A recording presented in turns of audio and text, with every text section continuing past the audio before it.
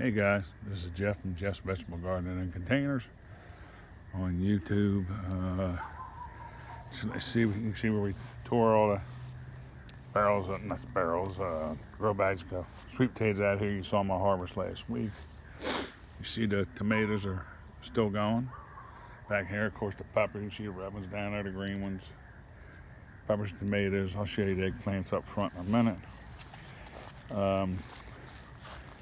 These will be next on the list. Will be these big 25, 30 gallon trash cans, whatever they are. 55 gallon. I don't think they're 55, but I look at my can back. Maybe they are. I don't know what size they are, but there's 4 of them there. I'll be doing them, and I got this one other pot down in there that's kind of big. It's got to be done in the cup up by the house. There's my helper, of course. She's back there seeing me. Put myself in a little compost bin for all my used dirt and scraps from now on. We were just throwing everything kind of in there for years. As you can see back there in my burn area, I still got to clean some stuff up, but I got a lot to burn, but branches and all kind of stuff and leaves I burnt back there. And it's like a refuge. We put our compost and a bunch of crap in there for years. I'm going to take the best of the dirt out of there. I'm going to take out of the middle of the yard, put it in with this too, and get rid of what's not really good for me there. And then I built this compost thing in with some leftover pallets I had. The front here is just, you see, it just held on with some bungees here, so I can just easily remove it as I need to. This is all screwed together with poles and anchors and everything, holding this together nice and rigid. And it's just going to sit in, like I put some of the sweet potato leftover vines in there. There's probably about 2 foot of dirt in there down at the bottom. And all these other containers I got that'll be emptied that are in that first garden, and these will be coming out. All that dirt will go in here, plus any compost. So then we'll just keep filling the thing up and filling it up, and it'll sit there all winter long. All that good stuff.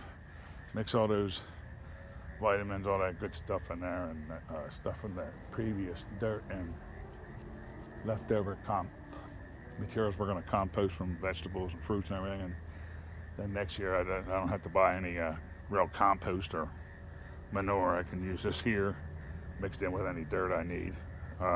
So just figuring I've been doing this so many years, might as well, instead of, I'm still gonna have to buy some big bags of pot and soil to mix in, and some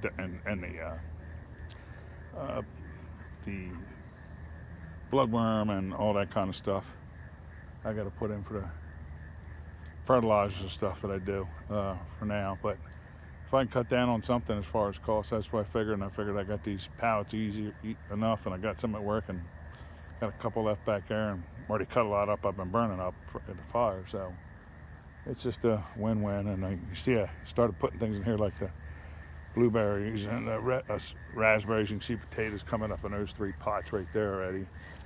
And I got a bunch of potatoes I got to put in this weekend in these other bigger pots.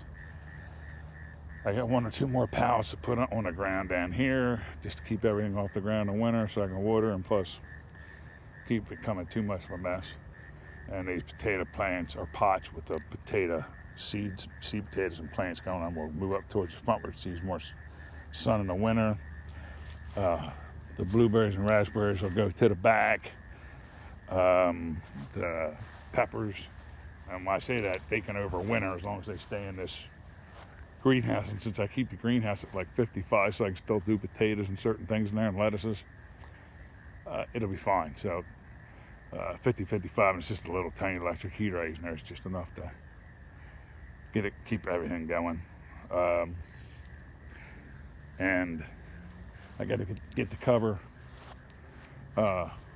on the greenhouse. Got to get the cover on the greenhouse, and then put the wood around it and keep it all sealed up in the cold weather and the heat. And I'm probably going to cut a little vent in the one end this year, make a little change from where I've done before.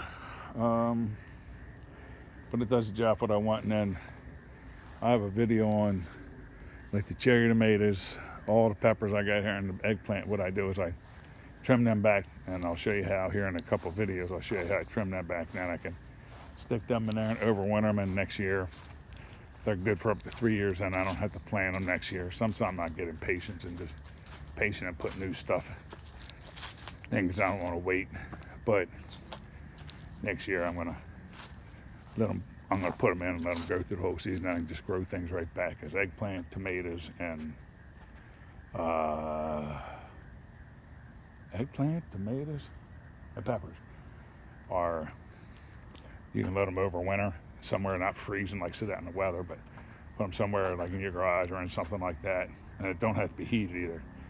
And the leaves will fall out, they'll die back, but then when you bring them out in the next spring, water them and fertilize them, they'll come back and grow again the following year. And I did that a couple years ago and it worked that good. You can see the potatoes up here doing good. A couple beans in, we've been getting quite a few strawberries. They came back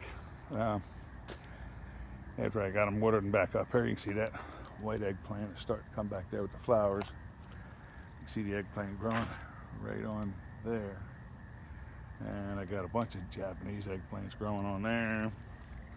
Got another big eggplant growing on here. They came back really strong. That barrel of potatoes back behind that stuff there, those tomatoes and the eggplant in that barrel there are the Japanese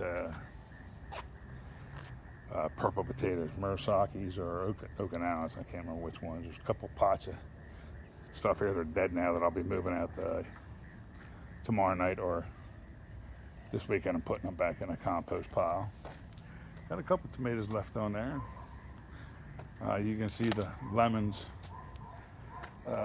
You can see them right there, and you can see them there, right there.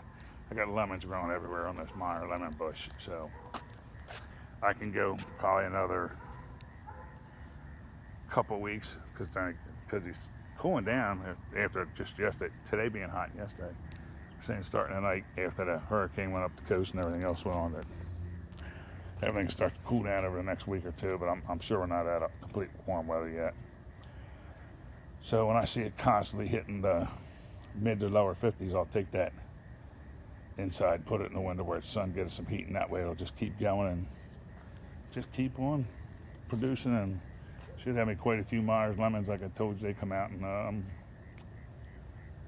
fall and winter every year when they do produce them. So that's the nice thing about them.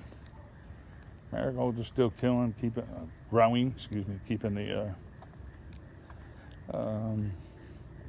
bugs away, even though they're not as bad as there. Anything real bad right now from all the rain and this time of the year, and not even as bad tonight, but I did get hit a couple times. It's been the mosquito haven everywhere.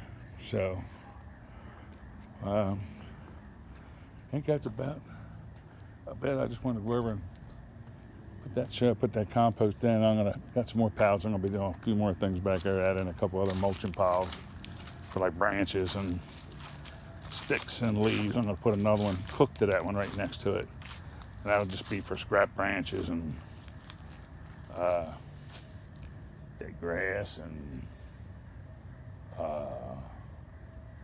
leaves and anything, we'll put it in there, and then that'll give me a little bit of a mulching on top, and I'll mix some older straw I got in there from these barrels, everything, and that'd be something that I can use kind of as a composting thing also, with growing things more natural and trying to save a little cost and having something to, once it breaks down, it'll take a while to break down, and I can put on top of the barrels after I get the dirt and stuff in. All right, guys, well, we're still growing, we're still producing, and we're at, let's see, 12, I think today is September 13th, so halfway through September, and I still got to get all these sweet potatoes and all this work done, but that's just part of it. But not as much pressure with it, not as much producing as quick as it was before. All right, guys, don't forget, go out on Facebook at Jeff's Gardening Tips. Jeez, oh man. Instagram at Jeff's Gardening. Twitter, or X, whatever you want to call it now, at Jeff's Gardening. At Jeff's Vegetables, I'm sorry. And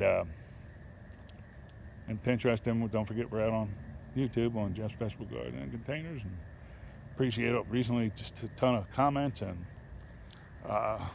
questions, and also a lot of likes and subscribes. So I appreciate that. We're getting up there even better. It just makes it easier to do and keeps the system going. All right, guys, you have a great next couple of days, and we'll get back to you soon. Bye-bye.